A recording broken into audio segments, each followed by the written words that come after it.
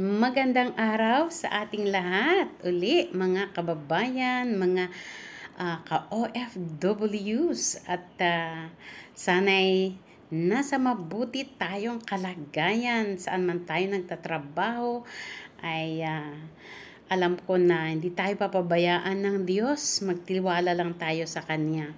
At ako'y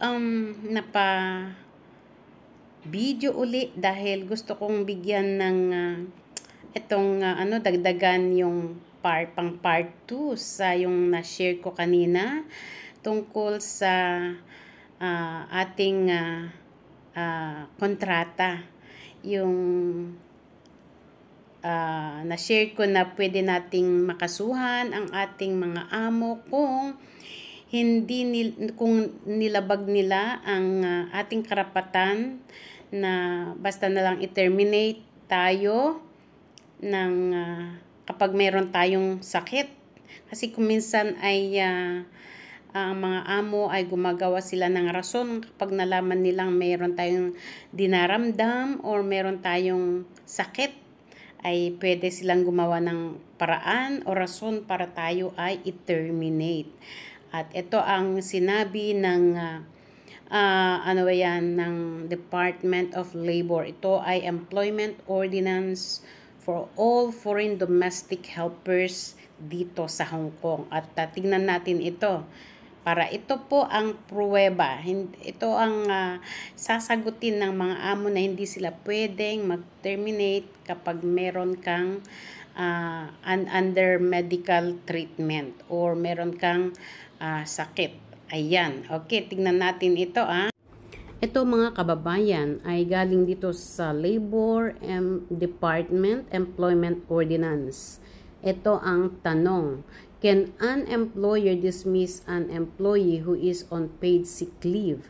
At ang sagot ay an employer is prohibited from terminating the contract of employment of an employee on his paid sickness days. Ayan po mga kaibigan. Yan mga kababayan. Actually meron pang multa ng mga amo, mga lumabag ng employment contract. At ito ay abot ng $100,000 Hong Kong dollars.